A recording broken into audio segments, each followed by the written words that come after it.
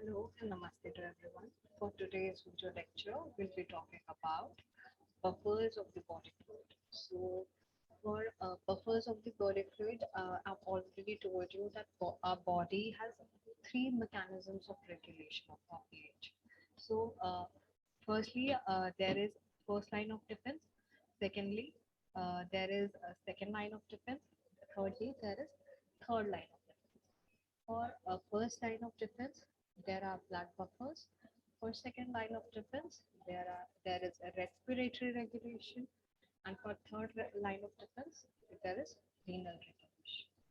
So, first line of defense is through our lungs.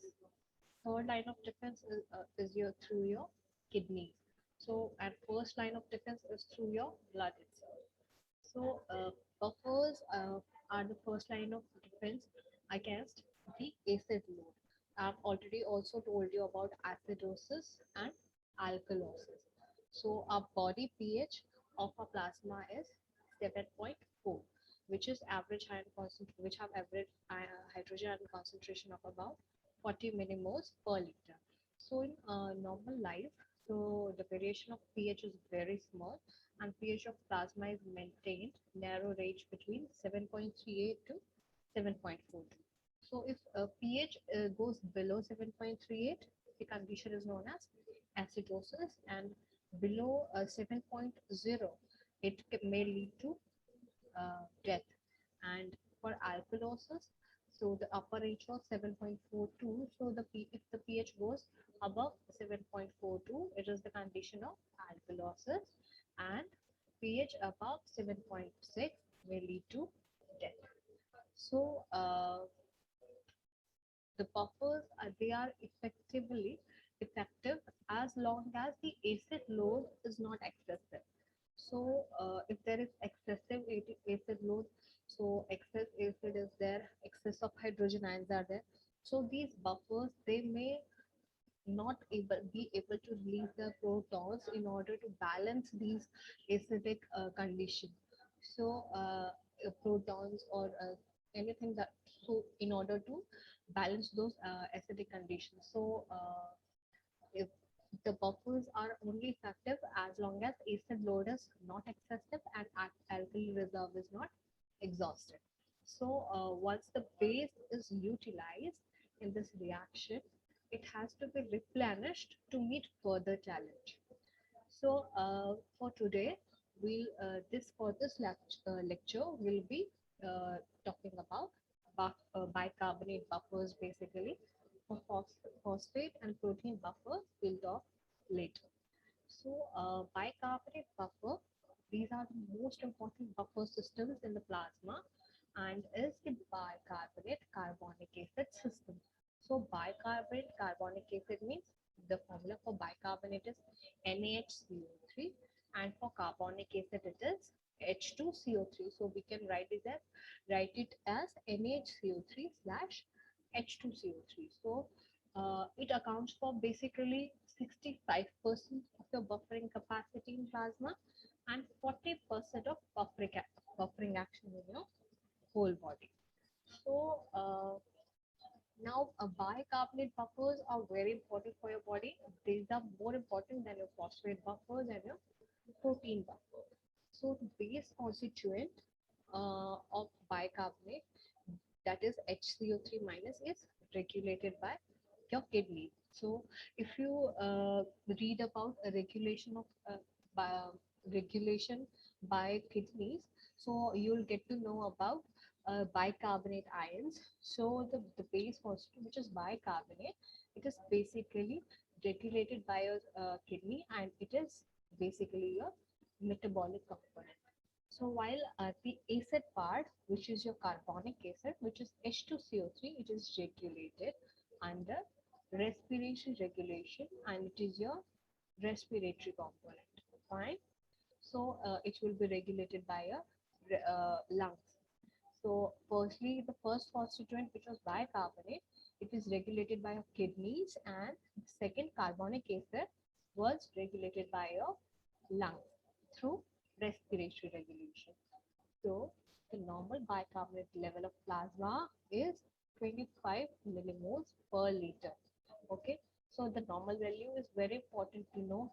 So you have to know the what is the normal value. If somebody asks, you have to know the what is the normal value of bicarbonate of plasma. Means if we do a blood test, we'll be able to detect the certain amount of bicarbonate, which is 24 millimoles per liter. So the normal PCO2 of arterial blood is basically 40 mm of Hg. Okay, so the normal carbonic acid concentration in blood is 1.2 millimoles per liter. All these normal values are important to know. For bicarbonate, as I told, it's 24 millimoles. For PCO2 of arterial blood, it's 40 mm of Hg. For normal carbonic acid concentration in blood, it is 1.2 millimoles per liter. So the pKa for carbonic acid is 6.1. What is pKa? It is the pH of your dissociation constant. Okay. So pKa for carbonic acid is your 6.1. So if we substitute all these values of VCO2, bicarbonate and H2CO3 and all within your Henderson-Hasselbalch equation. So what was the Henderson-Hasselbalch equation? We talked about Henderson-Hasselbalch equation in our previous lectures. So I'll once again revise you with Henderson-Hasselbalch equation. Henderson-Hasselbalch equation was basically pH, which was equal to pKa plus log of base upon acid, or we can also say pH is equal to pKa plus log of concentration of your salt upon concentration of your acid. So concentration will be written in your square brackets. Now, um, if we write down this formula in a piece of paper, now the first component we are talking here is your pH. pH is your normal blood pH is your 7.4, and pKa value is your 6.1 here, right? Plus log of acid base upon my log of your acid, right? So the normal bicarbonate concentration was 24 millimoles per liter for a plasma, and for carbonic acid concentration it was 1.2 millimoles per liter. The normal values is which I have told you just now. So for if we calculate, so 24 divided by 1.2, it will give 20. So it will give 6.1 plus log of 20. So log of 20 is basically, if you know how to check a log book, so you see log of 20 is basically 1.3. So 6.1 plus 1.3 is again your 7.4, which was your pH. So if this proves all your basically your Henderson-Hasselbalch equation. So the ratio of HCO3 minus to H2CO3 is at pH 7.4 is basically what? 20. Now, which is under your normal conditions, okay, not under your pathological conditions. So which is much higher than your theoretical value, which is 1, which ensures your maximum effectiveness. Now the bicarbonate carbonic acid buffer system is most important for due to the following reasons. Why do you need to have bicarbonate or carbonic acid buffer? So presence of bicarbonate is relatively high concentrations. So the components are under physiological control by carbon dioxide by lungs or bicarbonate by your kidneys. Now, while we're talking about bicarbonate buffers, which I've told you that bicarbonate buffer system is your acid-base homeostatic mechanism, basically, which involves balance of carbonic acid and your bicarbonates and your carbon dioxide, which is in order to maintain pH in blood and your duodenum and among other tissues to support metabolic function. It is catalyzed by carbonic anhydrase, which is the enzyme, carbon dioxide, which reacts with water to form carbonic acid, and which in turn rapidly dissociates to form bicarbonate ion and hydrogen ions, which can be shown as, like, if you write the reaction is CO2 plus H2O, it will give H2CO3, which will further give HCO3 minus plus H plus. So as with any buffer system, pH is balanced by the presence of a weak acid, for example, H2CO3, and its conjugate base, which is, for example, HCO3 minus, so that any excess acid or base which is introduced by the system is neutralized. So failure to the system to function properly results in acid-base imbalance such as acidemia and alkalemia. Acidemia means acidosis, which is pH 7 less than 7.35, and alkalemia is basically your alkalosis, which is pH more than 7.45 in your blood. Now, when we talk about the regulation, the one of the regulation is of your phosphate buffer. First regulation, which I already told you about, Henderson-Hasselbalch equation. So in tissues, cellular respiration produces carbon dioxide as a waste product, as one of the primary roles of cardiovascular system. Most of this carbon dioxide are rapidly removed from tissues by its hydration to bicarbonate ions.